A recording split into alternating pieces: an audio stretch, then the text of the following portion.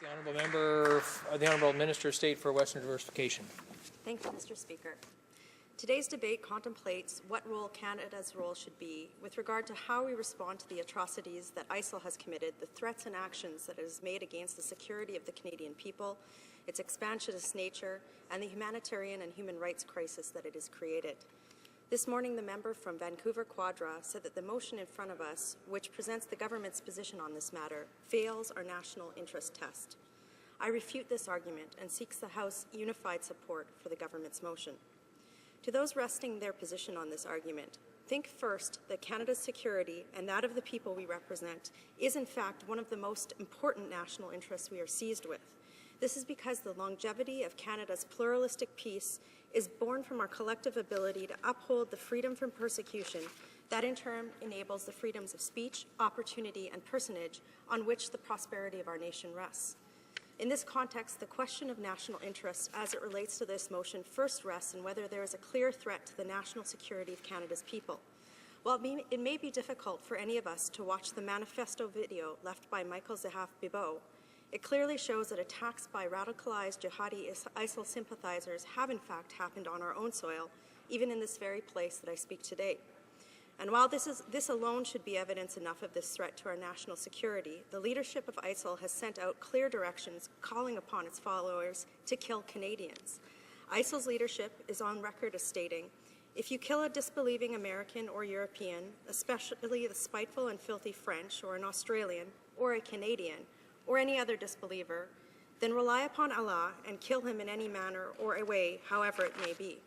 Further, the footprint of ISIL working within our country to recruit followers is also evident, with the RCMP recently laying charges against Ottawa area men who now stand accused of the same. Beyond this clear and direct threat to our country, which this conflict poses a unique interest to Canada, and any so-called national interest test applied to this motion should be made within the context of Liberal leaders' opposition to this motion. He has implied that this motion does not adequately acknowledge that Canada has a role to play in confronting humanitarian crises in the world. This is false, especially given the use of the word confront. The humanitarian crisis caused by ISIL's atrocity will not end unless they are first confronted by the international community using force to stop their expansion. And ISIL is expansionist. We've seen the rapid growth of the territory they have taken by force quickly increase. Its adherents seek to expand ISIL's territory in order to establish a so-called caliphate, which would subjugate more of humanity to their warped, wrong, and insulting interpretation of Islam, and would also enable seizure of assets, which are in turn used to fund and sustain its recruitment and military efforts. Simply put, if ISIL is left to expand its territory unchecked, the scope and severity of the humanitarian crisis they cause in the region and the attacks they plan on foreign soil will also continue to increase. When paired with the acknowledgement that ISIL and its radicalized jihadi sympathizers have in fact carried out attacks against Canadians and have made direct threats to the security of our nation, saying that Canada should only have a humanitarian aid role in the international effort to contain ISIL is akin to saying that it is not in our nation's interest to prevent assault before it happens, rather to stand and watch it occur and be satisfied in providing food, shelter, and victim support services only after the crime has been committed. This is not to downplay the need for Canada to continue its strong record of funding and delivering humanitarian aid to ISIL's victims. To date, Canada's aid support for the victims of ISIL has provided food to 1.7 million people, shelter and relief supplies to 1.26 million, improved access to education opportunities for up to 500,000 children, and has provided psychosociological support and other services for 35,000 women and girls who have experienced gender-based violence in the region. In addition to degrading ISIL's ability to expand and entrench its territory, the military component of this motion allows for Canada's aid to flow to more areas and allows for more accountability and security of aid workers. It should be clear to all of us that, as the Prime Minister discussed, this debate should not be about choosing between fighting the so-called Islamic State and helping its victims. Rather, to truly confront this humanitarian crisis, we need to do both. The opposition has implied this motion does not present a clear mission and clear role for Canada in the same. This is also false. This motion enables a mission to work with our coalition allies to degrade, destabilize, and weaken ISIL's position in the Middle East. Under this objective, the Royal Canadian Air Force has played a significant role. With regard to our special forces, they have increased the capability of Iraqi security forces to combat ISIL, including their ability to better plan, mount, and execute operations against ISIL with increasing confidence and precision. Recently, Iraqi forces have made several advances, for example, recapturing Tikrit. As Iraqi forces do not yet have the capability to conduct large-scale offenses without coalition support, our continued support in the region is critical.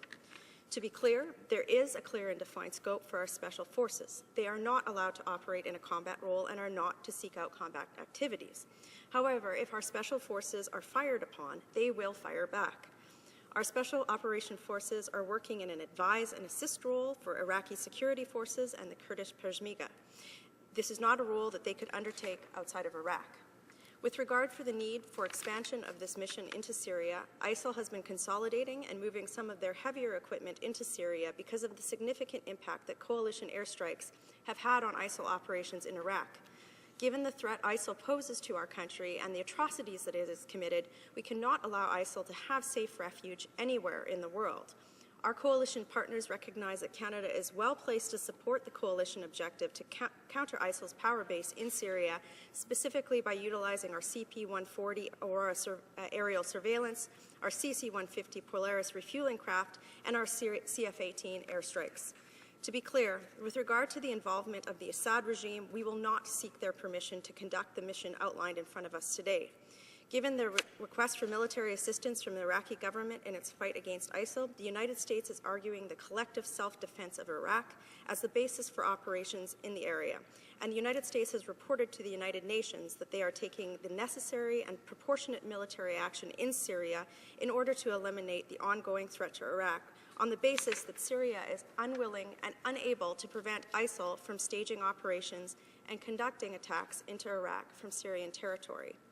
As the U.S. has, Canada will report to the UN Security Council that Canada is operating in Syria on the basis of collective self-defense pursuant to Article 51 of the United Nations Charter. And after waffling back and forth on his personal knowledge and personal position on this mission, including making a phallic joke about the role of the Canadian Air Forces, the Liberal leader has also said the case for deploying our forces must be made openly and transparently based on clear, reliable, dispassionately presented facts.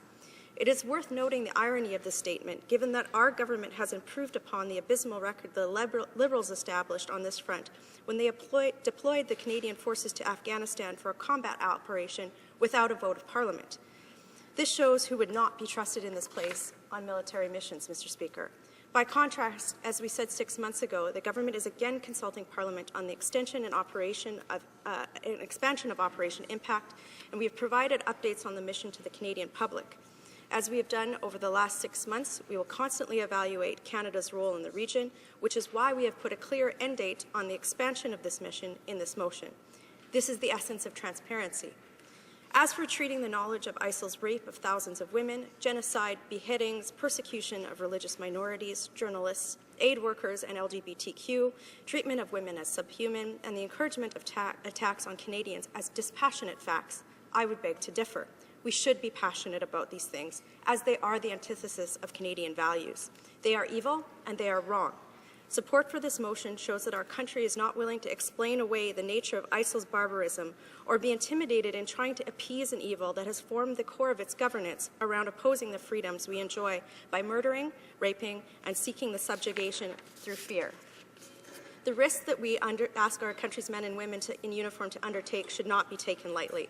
However, the targeted and defined mission that has the capability to degrade a clear and direct threat to our country, both to its people and pluralistic peace, is the reason many choose to serve our country in the first place.